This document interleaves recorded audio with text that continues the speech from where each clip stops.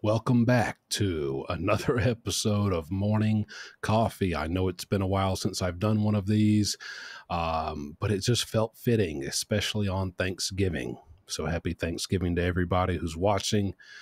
Um, I had a buddy. He's like my real buddy. You know, when I have guys' night, he's one of the like 5 people who come over. And some point during that night, last time we all got together, he put his hand on my shoulder. He said, "Hey," he said, "I got a question. What's up with morning coffee? What happened? When are you doing it?"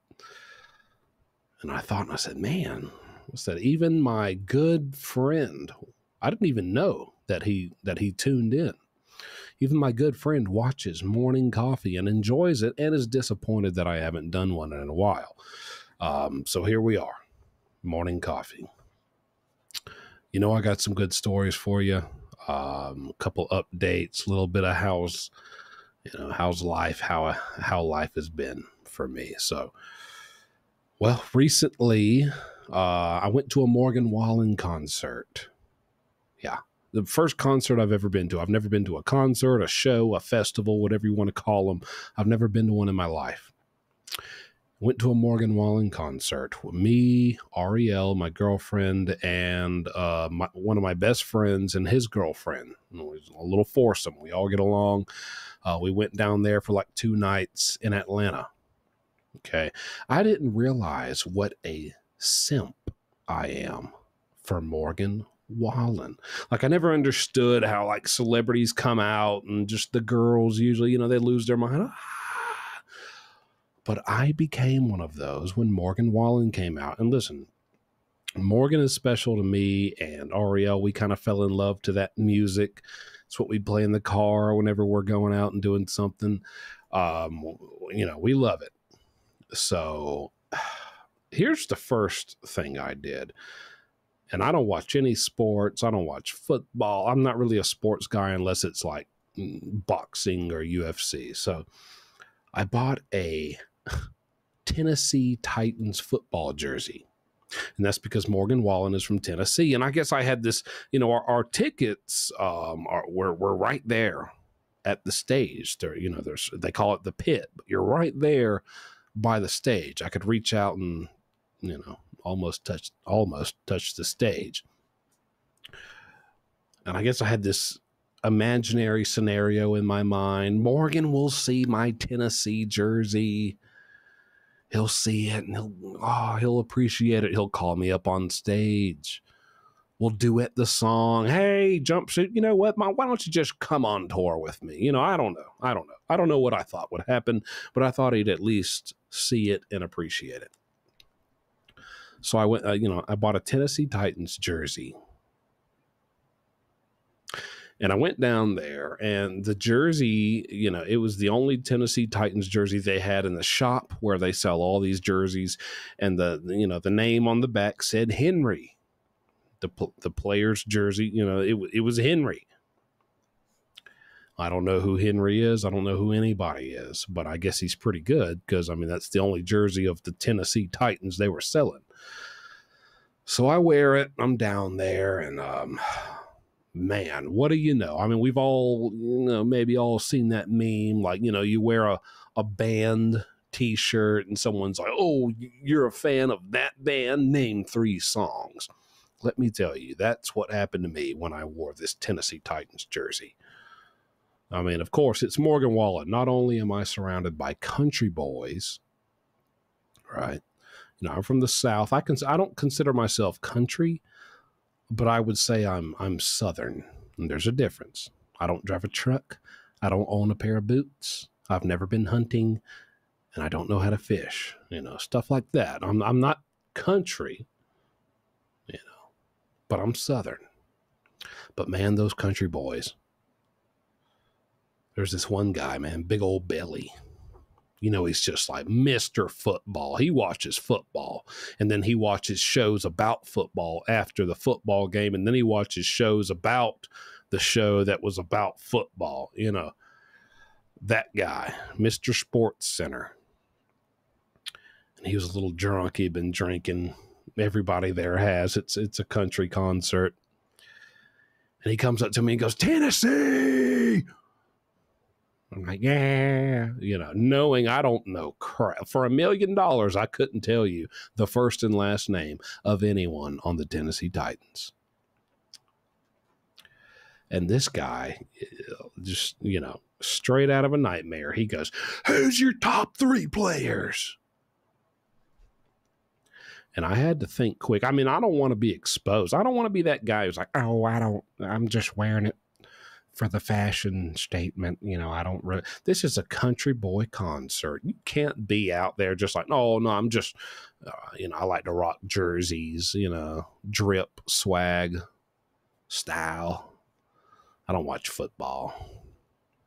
You can't even say you don't watch football at this country boy concert. Okay. Much less be wearing a jersey. And now I'm getting questions. I'm getting Tennessee checked by some guy with a big old beer belly. So I had to think fast. I don't want to be embarrassed. My girl's right here. I don't want to get put on the spot, but I did. He said, who's your top 3 on the Titans? And all I know is there's a guy, because I'm wearing his jersey, there is a guy named Henry on the Titans. That much I know. So, I pulled it right out of left field. I said, Henry, and Henry, because that's all we need. Am I right? That boy's going to take us all the way to the Super Bowl, baby. And I mentally crossed my fingers and held my breath. I hope that made any kind of sense. And I'm happy to tell you it did. He got fired. Woo, yeah, god dang right. And clashed his drink into mine, cheers me. Yeah, Henry. I'm like, yeah, Henry. I love Henry. Big fan of Henry. That's why I have the jersey. Certainly not because of Morgan Wallen. But yeah, that's good old Morgan Wallen trip. I've never too much left the state. That was one of I can count on one hand how many times I've left the state.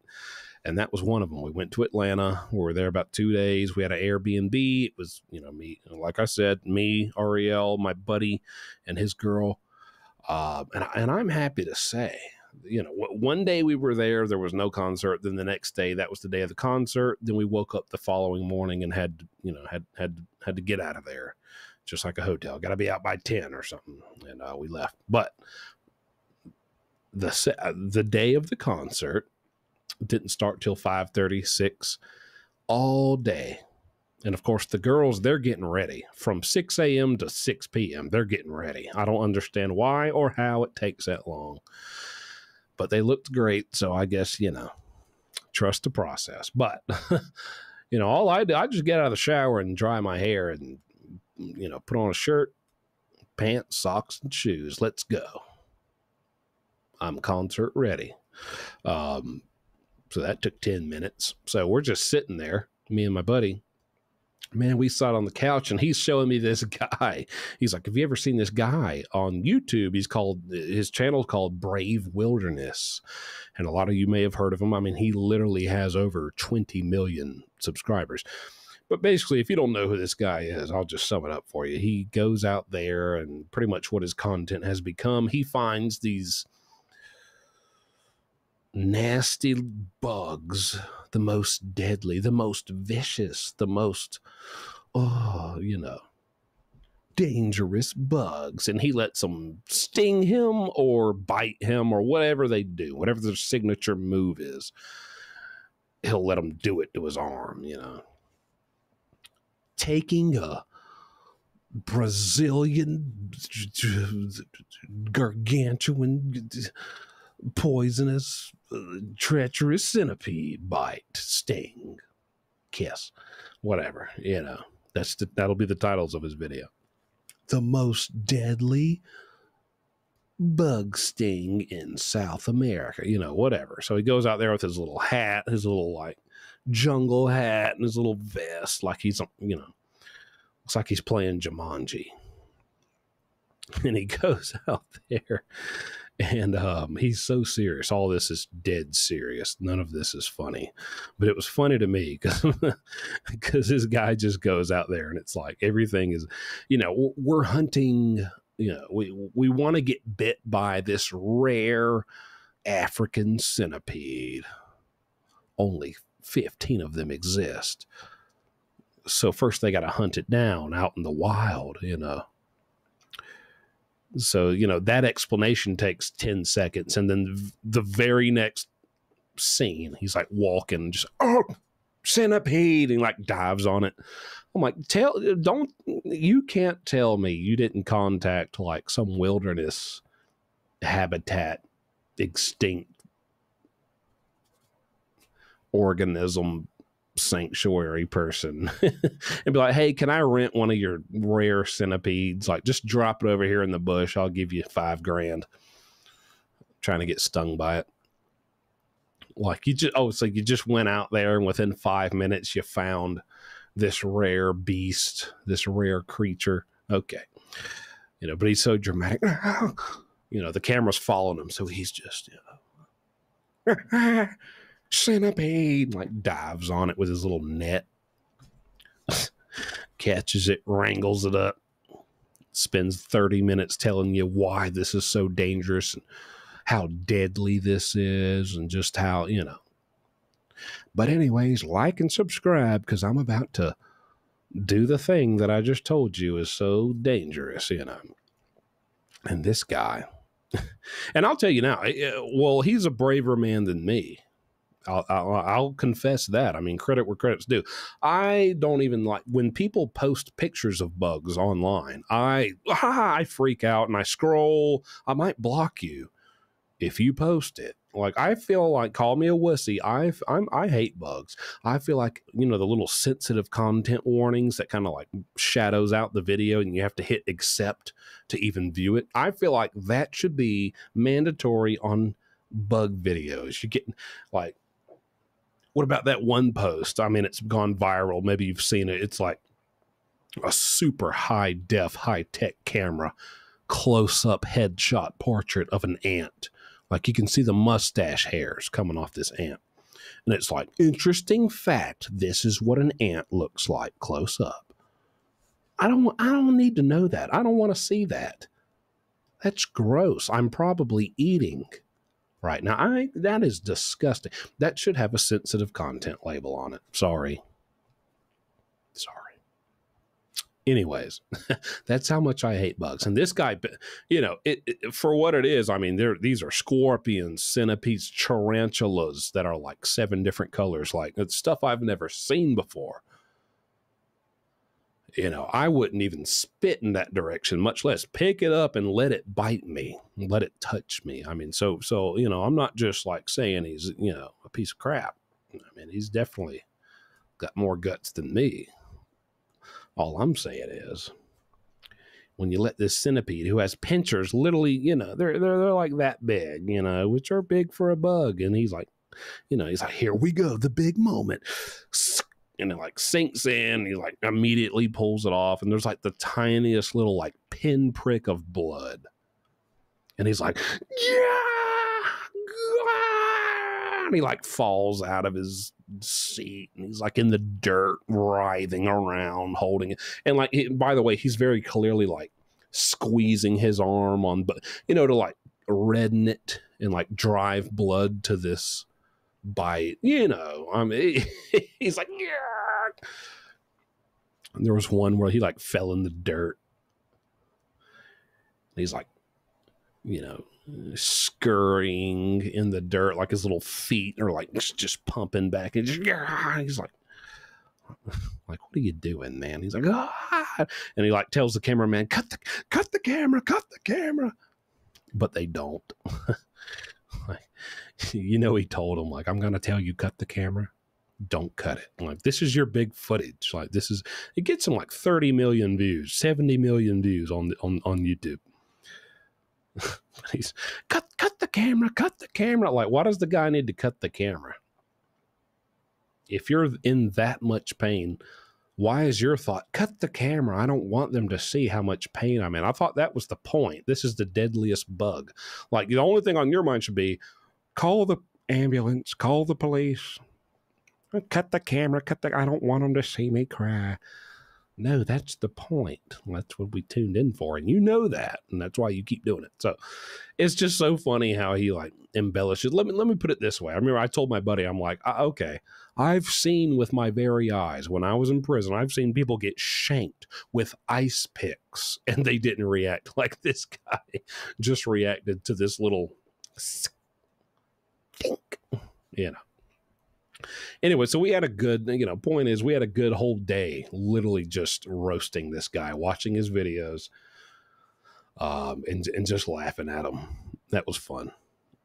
But we went to the concert and, I got football checked. I passed, I earned the love of the football country boys. Yeah. That's what I've been up to. Other than that, I've been sick. As soon as I was sick for like a week and a half. Then as soon as I get well, Ariel got sick from me. She's sick. So yeah, I hadn't been posting much, between that and just, I made the announcement, hey, I'm not really doing prison stuff or true crime stuff. I guess I should have figured out before I announced that. What am I going to do? Because I didn't know. I just kind of rushed into it. So now I'm still trying to figure out what I'm going to do. And I'm not going to lie. It kind of feels, I'm feeling some pressure because it's like, my first big video back.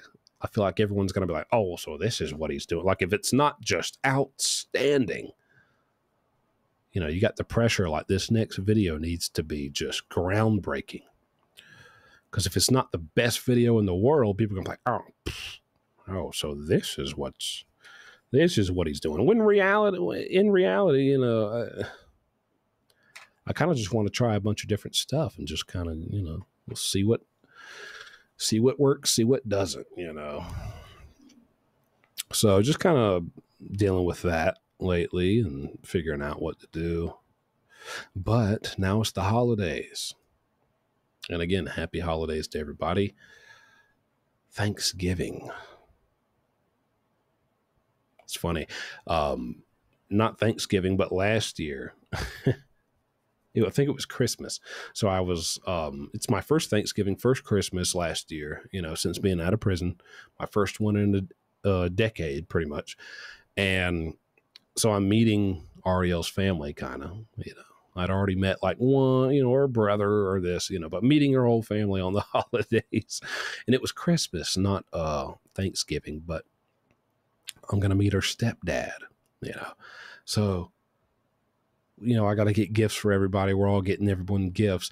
And the only thing I know about this guy, like all I was told was, well, he, it's winter. I think he he works outside or something. He wanted a Carhartt shirt or something like that. So all I heard was Carhartt. And apparently that's all anyone else in the family heard too. Because everyone's like, what do we get so-and-so? He said he wanted a Carhartt. So everyone just rushed out and bought a crap load of Carhartt. So we're sitting there at Christmas. Like everyone's getting all these gifts. And like every gift he opened is like Carhartt shirt, Carhartt pants, Carhartt socks, Carhartt underwear, Carhartt gloves, Carhartt hat. Carhartt. Just Carhartt. His middle name might as well be Carhartt. He is loaded to the gills in Carhartt. And I'm thinking, well, this is his family, everyone, they know what he wants, that everyone loaded him up with Carhartt. Good thing I got Carhartt too. I wouldn't want to be the only idiot who didn't get some Carhartt for Mr. Carhartt over here, right? And I just kind of figured he's one of those, one of them guy, working man. I like Carhartt, good old boy, All I want for Christmas is Carhartt. So it turns out he doesn't even like Carhartt that much. Like he just asked, like, when you're an adult, you have like a family member and they're like, hey, what do you want? What's one or two things you might want for Christmas? Somebody wants to know. Clearly it's someone in the family. They're trying to figure out what to get you. He threw out like one or two things, and then he was like, oh yeah, and maybe like a Carhartt shirt, because it's it's durable material. He works outside. It's wintertime and stuff. So, little did he know he was gonna have a dump truck of Carhartt dropped on him. But yeah, it turns out I found out months down the line he's actually not even that big of a fan of Carhartt. He could kind of give two craps about Carhartt, and I'm so stupid. I'm thinking he's just like, Carhartt is life, because we know some guy, if you're especially from the South, or any of those like factory workers, or like just truck drivers, there are people out there who, I mean, you give them a lifetime supply of Carhartt, and there's nothing on this earth that could ever top that. There are people like that out there. I thought it was one of them, so I'm just like, and they don't just sell it anywhere, at least around where I'm from. And I found this little outlet, this little it's not a chain store. It's like it's a family business, and all they sell is Carhartt. So I thought I had, I'm trying to talk to him, this is my girlfriend's stepdad, dad, whatever, trying to find something to say, relate to, so the whole time he doesn't even care about Carhartt. And I'm just like, first thing I say to him, hey, yeah, if you like Carhartt, you ought to try old Harrison's off of such and such street. Let me tell you, they are loaded. Anything you need Carhartt, man, they got Carhartt. They got a Carhartt car. They got a Carhartt heart over there. That is Carhartt City, Buster. And I thought I was like giving a hot scoop to a real Carhartt enthusiast. But then I come to find out he's not even one of those guys, and he didn't understand, why do I have this pile of like Carhartt gifts on my lap at Christmas, and I'm pretty sure he's only worn like one of those things this entire year, right? It's just funny, like looking back, that was his first impression. Like, what is this guy talking about? Why is he over here? Every other word he says to me is Carhartt. That was funny. Yeah, my dad on holidays, Christmas, his favorite line, if we were being bad, if we were acting up, if we got in trouble at school, if we didn't make A's or B's on a test. Okay, I'll tell you what. That's fine. I'll tell you what. I'm going to call Santa, and I'll just tell him, never mind. I'm going to call Santa, and I'll tell him, just skip our house this year. Just skip us. Just skip. Maybe next year. We'll see. He would come. He used to. I literally remember he would come home and be like, "I talked to Santa Claus today. Talk to him." Or like, I went to see Santa. Never occurred to me, how did you get to the North Pole? I mean, I was so young, I didn't even know really. I just knew it was snowing up there, but I didn't know where or what a trek it would be for anyone to make it to the North Pole and back in a day, back home, to tell me, hey, I went to see Santa today. Like, what, did he meet you halfway? But he used to come home, hey, I met Santa, or talk to Santa, I put your list in. Yeah, he used to love, that was his big threat. And if it even got close to December, second week of November, he's pulling out. I'll tell you what I'll do. Okay, that's fine. I'll tell you what. I'll just call Santa and leave him a message. Tell him, never mind. Check back with us next year. And that would devastate me. I was, oh, no. Why would you say, don't skip us? No, we don't, this doesn't have to come to this. But he used to love that line. But I'm not going to lie. I was not the easiest kid to deal with around Christmas time. Well, let me tell you this. It was explained to me, when we're talking Santa Claus, I reached the age where, you're not a baby. You're not a ignorant toddler. I don't even know what's going on. Here's your present. I don't even know what I'm oblivious. I'm a baby. my first Christmas where I reached the age where I'm coherent and I understand things and I know what's going on. I can understand and fathom the concept of Santa Claus. It was explained to me. Okay. Santa Claus has a workshop. He's got elves. He's magic. He makes toys. And you can make a list of what you want and Santa will make it. So like, why would I be like, oh yeah, that toy, parents think, they tell you that. And it's like, yeah, so get your list together. You just told me there's a magic man with magic elves who create anything in the world that you want. Make a list of what you want. And you think I'm going to make a list of things you can pick up in Walmart. You think I'm going to make a list of like action figures they sell at Toys R Us. Well, if I wanted that, Dad, I would beg you to take me to Toys R Us and buy me, that brand new Stone Cold Steve Austin action figure. I want magical toys, right?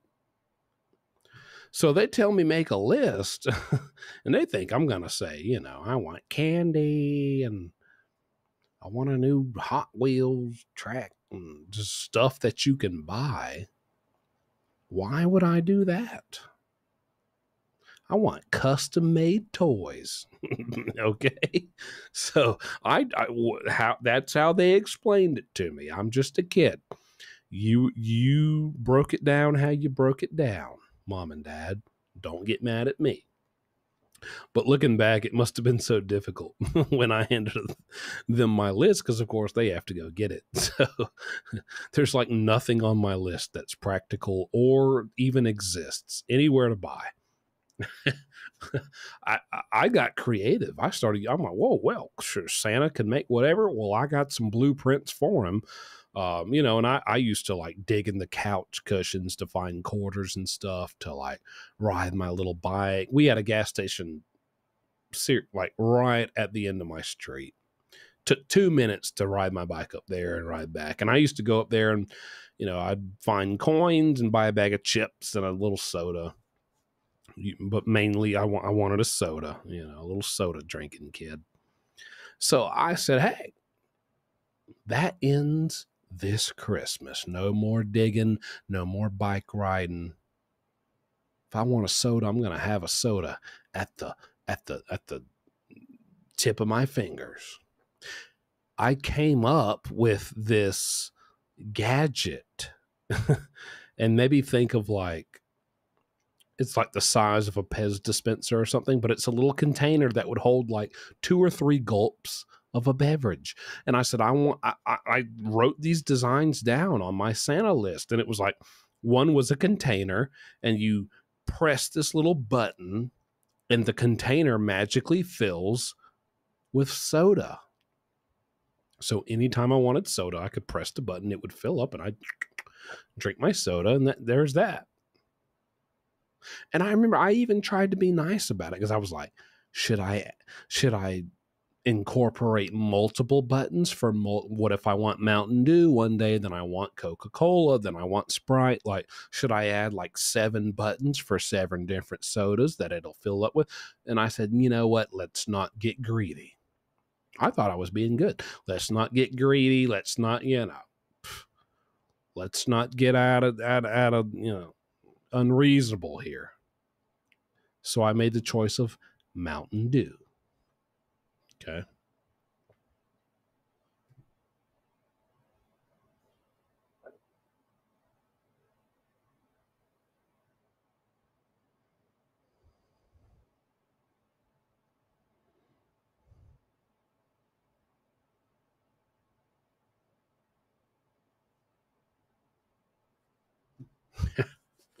So that was one of them. And then the next one, I swear, like I came up with some like jetpack. Before Iron Man was even a movie, like I came up with an Iron Man suit. I had like jetpack on my feet and like all just like superhero suits design. Like I came up with crazy designs on this list. And I handed it in. What did they say? I think it was my mom. She came and talked to me, and she was like, Paul, Santa's real busy this year. He doesn't have time to design and work out all the logistics of your requests. Okay, how about you pick something that that you see all those toys at Walmart? Santa makes those. So how about you pick something from Walmart, because we know Santa can make those. He's got experience. They've made it several times, so they'll be able to crank it out for you. Something along those lines is what they told me. And I remember being really disappointed. I was like, "What? Santa you can't even make the little soda dispenser? Come on. Santa's a hack. He's a fraud. Santa's overrated, if you ask me. Santa Claus, overrated." But no, it was poor parents. They're like, it's me and 3 sisters. They got 4 kids. They're trying to get a nice little pile, not just one gift a kid. And we're not rich, so they're trying to get a nice handful bundle of gifts for 4 kids. And I'm over here like, yeah, I want a jetpack and a automatic dispensing. Yeah. But eventually I figured out the whole Santa thing, what was really going on. But yeah, that was funny. Yeah, I'm not a big Thanksgiving fan. I'm a Christmas fan. I've always been a picky eater, so Thanksgiving was like my anti-holiday. That's when me and all the cousins, the aunts, the granddads, the uncles, the brothers, the grandkids, the nephews, everyone gets to gather around and see me not eat anything. And everybody, all 30 to 45 of them, get to say, why, you're not eating any of this cranberry sauce? What's wrong with you? But I was a picky kid. I didn't want to eat anything except like chips and French fries and stuff. So every Thanksgiving, I was like, oh, it's that time of year again. I got to go, and everyone's going to be mad I didn't eat what they made. Everyone makes their specialty dish, and everybody needs to try it. Hey, have some, I don't want any of y'all's stuff. I don't want none of anything that none of y'all made. How about that? I'll take a large fry and a milkshake from McDonald's. How about that? And everybody was just so concerned that I wouldn't eat their stuff. And I got interrogated by lots of people.